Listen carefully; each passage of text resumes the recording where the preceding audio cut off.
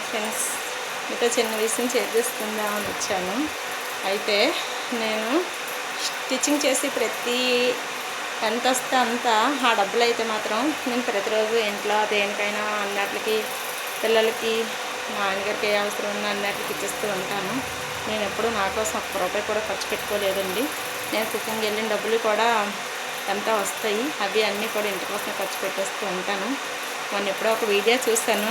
వీడియోలోని ఒక సిస్టర్ అయితే ఒక డబ్బులన్నీ ఒక డిబ్బీ కొనుక్కొని డిబ్బీలో అయితే దాచుకొని ఆ డిబ్బీ పగలగొట్టి తను అంటే ఇంత మనీ వచ్చింది, ఇది నేను సపరేట్గా నా కోసం ఒకటి కొనుక్కుంటున్నానని చెప్పారు. ఆ రోజు నాకు ఒక ఐడియా వచ్చింది, నేను కూడా డిబ్బీ కొనుక్కొని డిబ్బీలో డబ్బులు వేసుకోవాలి, కొంచెం డబ్బులైనా దాచుకోవాలి అని. అయితే ఆ రోజు నేను అనుకొని మా పెద్దబాబుని అయితే అడిగాను, నాన్న నాకు ఒక డిబ్బీ కావాలరా, ప్లీజ్ నా కోసం ఒక డిబ్బీ కొనరా అని. మా బాబు ఇలా చెప్పడం లేదు. ఇప్పటి వరకు అయితే నేను పిల్లలకి ఏ రోజు ఏది కావాలి ఇది కావాలని అడగలేదండి. మా ఆయనగారికి కూడా అడగను, ఏదైనా నేనే చూసుకుంటాను అన్నీని. అయితే ఫస్ట్ టైం నేను అడిగాను. మా బాబు అడగడం ఒక్క క్షణం లేటు, వెంటనే నా కోసం గిఫ్ట్ ఇచ్చాడండి. ఏం చెప్పాడో తెలుసండి. అయితే గిఫ్ట్ అయితే చూపించాలిగా, ఫస్ట్ అయితే చూపిస్తున్నాను. ఇదిగో అయితే ఇది ఇచ్చి మా బాబు ఒకటే చెప్పాడు, అమ్మ నీకు ఏం కొనుక్కోవాలనుకుంటున్నావు, అందులో డబ్బులు వేసి దాసి అని అన్నాడు. అంటే నాన్న మీ అందరికీ అన్నీ ఉన్నాయి కదా, నాకు చిన్న స్కూటీ కొనుక్కోవాలని ఉంది, నాకు లైనింగ్స్ ఫాల్స్ నాకు మిషన్కి సంబంధించిన సామాన్లు ఇంట్లో వెజిటేబుల్స్ ఇవన్నీ తీసుకోవడానికి వెళ్ళాలంటే ప్రతిసారి మిమ్మల్ని అడగడం, మీ పని మానుకొని వెళ్ళడం ఇవన్నీ వస్తున్నాయి కదా, నేనే ఊరికే నేర్చుకొని వెళ్ళి తెచ్చుకుంటాను అని చెప్పేసి అడిగాను.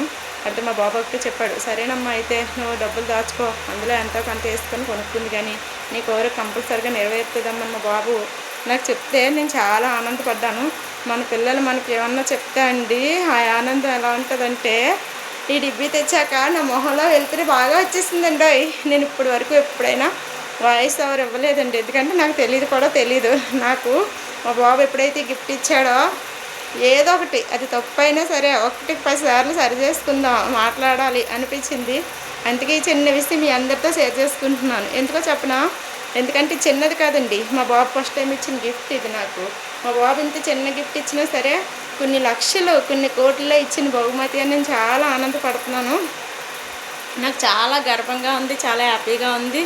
ఈ మూమెంట్ని మీ అందరితో షేర్ చేసుకుంటున్నాను. నా సొంత వాళ్ళతో కూడా నేను షేర్ చేసుకోలేదండి. నేను ఫస్ట్ యూట్యూబ్ అంటే మన ఫ్యామిలీ లాంటిది ఇదంతానా. ఫస్ట్ మనకు లైక్ చేస్తారు, మనల్ని సపోర్ట్ చేస్తారు. పొద్దున్న ఒక వీడియో పెడితే వేలల్లో వందల్లో లక్షల్లో చూసిన వాళ్ళు ఉన్నారు. వీళ్ళందరూ మనల్ని చూసి మన వీడియోని ఇష్టపడి ఒక లైక్ చేసి ఇంకొకరు పోస్ట్ చేస్తున్నారు. కాబట్టి వీళ్ళు తప్ప మనకి మన సొంత వాళ్ళకంటే వీళ్ళే మనకి ఎక్కువ. అందుకే ఈ ఆనందాన్ని ఫస్ట్ టైం మీతో షేర్ చేసుకుంటున్నాను.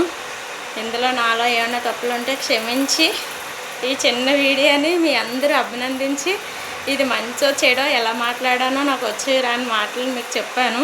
నాకైతే కంపల్సరిగా కామెంట్ చేయండి. మీలా నాలో తల్లులు ఎంతోమంది ఉంటారు, వాళ్ళందరి సపోర్టు కూడా నాపై ఉండాలి. అలాగే మీరు కూడా ఎంతో హ్యాపీగా ఉండాలని కోరుకుంటూ మనస్ఫూర్తిగా మీకు ధన్యవాదాలు తెలుపుతున్నాను. నేను నాకైతే కంపల్సరిగా కామెంట్ బాక్స్లో కామెంట్ చేయండి. నేనైతే తిరిగి పెట్టలేను, కానీ నాకు చదవడం వచ్చు, నేను తిరిగి పెట్టలేను. ఎవరికైనా మంచిగా కామెంట్ పెడదామన్నా సరే నేను పెట్టలేనండి, ఎందుకంటే నేను చూస్తాను అంతే. నాకు చదవచ్చు కానీ నేను తిరిగి పెట్టలేను. ఓకేనా, నాకు కంపల్సరీ కామెంట్ పెట్టాలని మనస్ఫూర్తిగా కోరుకుంటూ, ఓకేనా అయితే బాయ్ అండి.